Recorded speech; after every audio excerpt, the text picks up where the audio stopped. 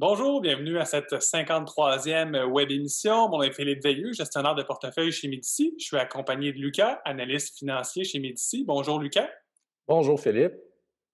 Donc encore une fois, ce mois-ci, nous allons répondre à trois questions de notre auditoire. Je te laisse Lucas débuter avec notre première question.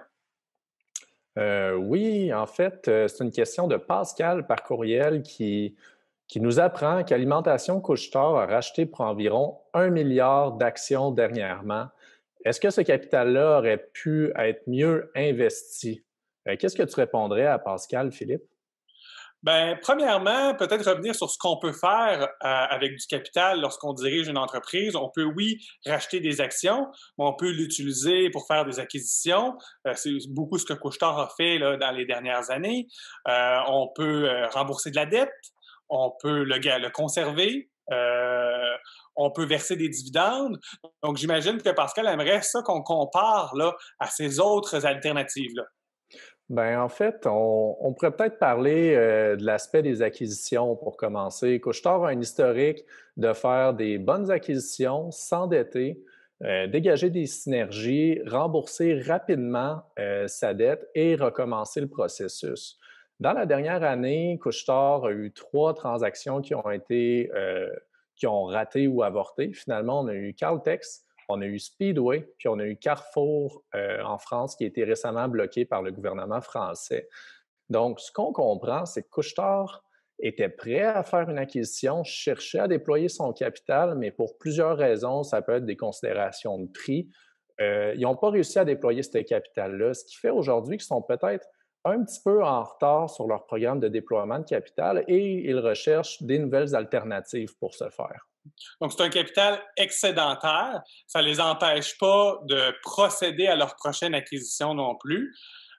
Par contre, pourquoi est-ce que ça n'aurait pas été utilisé, par exemple, pour rembourser de la dette?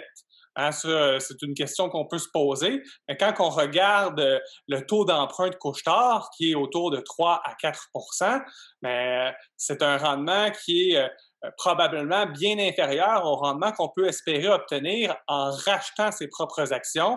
Donc, on croit, nous aussi, de notre côté, là, qu'en achetant des actions de Couche-Tard, on va générer un meilleur rendement à long terme que 3 à 4.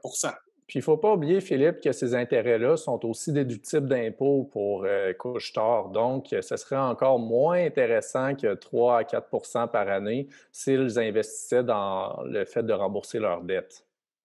Puis au sujet justement de la fiscalité, pourquoi est-ce qu'il n'aurait pas été préférable de verser ce capital-là sous forme de dividendes exceptionnels, par exemple? Le dividende va être imposable dans les mains des actionnaires au moment où est-ce qu'il est versé, tandis que des rachats d'actions devraient éventuellement amener une appréciation du titre, du prix du titre de Couche-Tard, mais il n'y aura pas de conséquences fiscales immédiates. Elles vont se réaliser lorsque l'actionnaire va disposer de ses actions. Donc, ce serait peut-être, c'est plus optimal en fait pour Couche-Tard de racheter ses actions que de verser un dividende pour ses actionnaires. Si le prix de l'action est raisonnablement bien évalué ou attrayant, par exemple. Là. Parce que s'il est surévalué, mais là, à ce moment-là, c'est peut-être pas la même histoire. Fait que si on prend en considération tous les cartes qu'ils avaient en main à ce moment-là, ben oui, on pense que c'était la bonne chose à faire. La deuxième question, Philippe, nous provient de Philippe par courriel qui nous demande est-ce préférable de conserver un titre ayant un gain non réalisé ou payer de l'impôt puis investir dans une meilleure opportunité? Qu'est-ce que tu répondrais à Philippe? Premièrement, c'est rarement une bonne idée de prendre une décision d'investissement uniquement basée là, sur des considérations fiscales. Lorsque vient le temps d'analyser un changement qu'on pourrait apporter au portefeuille, les premiers éléments qu'on va considérer, eh bien, c'est les qualités intrinsèques là, comparatives entre nos deux choix. Donc, la qualité du modèle d'affaires, l'espérance de rendement à long terme, les risques d'investir dans telle ou telle société. Et c'est souvent l'ensemble de ces renseignements-là qui va guider notre prise de décision. La considération fiscale, c'est un facteur secondaire qu'on devrait la plupart du temps oublier. Mais dans le cas où est-ce qu'on aurait un gros gain en capital, par exemple, il faut le considérer, là. Si on veut investir dans une société qui va à peu près générer le même rendement, peut-être que c'est pas la bonne chose à faire, là. Donc, il doit avoir, une règle que tu pourrais nous donner ou peut-être un exemple? Il n'y a pas de règle du pouce. On a fait un exemple. Supposons qu'il y a deux sociétés qui ont le même modèle d'affaires, les mêmes risques, etc., etc., et qu'on a un gain non réalisé de 40 000 sur un investissement total de 100 000 dans la société actuelle. Supposons qu'on convoite d'acheter la société XYZ. Eh bien, en se débarrassant de nos actions actuelles, on devra payer l'impôt et le montant net qu'on pourra investir sera plus faible que notre investissement actuel, donc dans l'exemple 92 000 S'il y a une différence d'espérance de rendement entre les deux titres de, disons, 8 pour la société actuelle puis 11 pour la société convoitée, bien, on va rentabiliser notre décision au bout de 3 ans.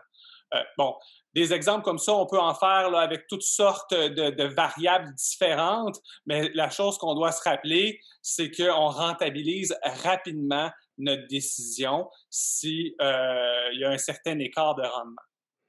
Donc, en résumé, comme tu l'exprimais, c'est une considération, c'est certain, mais ce ne sera certainement pas notre première considération quand viendra le temps de disposer d'un titre pour le remplacer par un autre. Exactement. Et pour notre troisième et dernière question, c'est une question qui nous vient de François, qui se demande quel sera l'impact pour Facebook des nouvelles règles de vie privée adoptées par Apple sur son iPhone. C'est une question qui est quand même assez complexe. Puis, en fait, le nouveau système d'exploitation d'Apple qui s'appelle iOS 14 change un peu la donne par rapport à Facebook, dans le sens que auparavant, lorsqu'un utilisateur utilisait son téléphone intelligent pour faire une recherche sur un article ou peut-être faire un achat en ligne, par exemple, Facebook allait avoir accès à ces données-là et pourrait par la suite faire de la publicité ciblée à cet utilisateur-là et donc être plus optimal pour les annonceurs. Aujourd'hui, c'est plutôt l'inverse. Maintenant, lorsqu'un utilisateur va utiliser son téléphone, Facebook n'aura plus d'emblée accès aux données de géolocalisation et à l'historique de recherche sur Internet. Et si l'utilisateur souhaite donner l'autorisation à Facebook d'accéder à ces données-là, eh bien, il doit aller dans ses réglages et le faire manuellement. Mais dans les faits, on s'entend qu'il n'y a pas beaucoup de monde qui vont donner accès à leurs données personnelles à une entreprise comme Facebook. Donc, on pourrait s'attendre peut-être à avoir une petite baisse de revenus à court terme sur Facebook à cause de ça. D'un autre côté, si je comprends bien, c'est pas juste Facebook qui va être pénalisé de ces nouvelles mesures-là. Ses concurrents aussi, disons LinkedIn ou Twitter, eux non plus pourront pas collecter ces renseignements-là.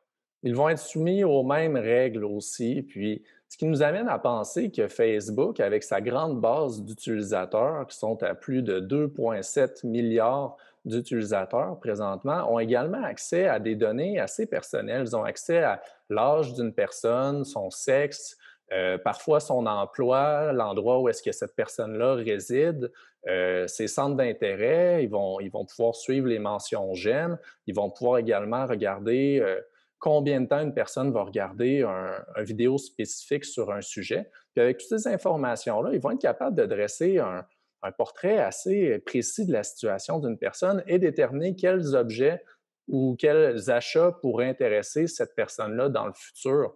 Donc, c'est un avantage que Facebook a, puis que les autres concurrents n'ont pas nécessairement de la même façon. Puis on pense que cette nouvelle règle-là d'Apple va avantager Facebook par rapport à sa concurrence à long terme. Si j'ai bien compris, ils vont pouvoir continuer à collecter les renseignements des gens qui utilisent l'application de Facebook.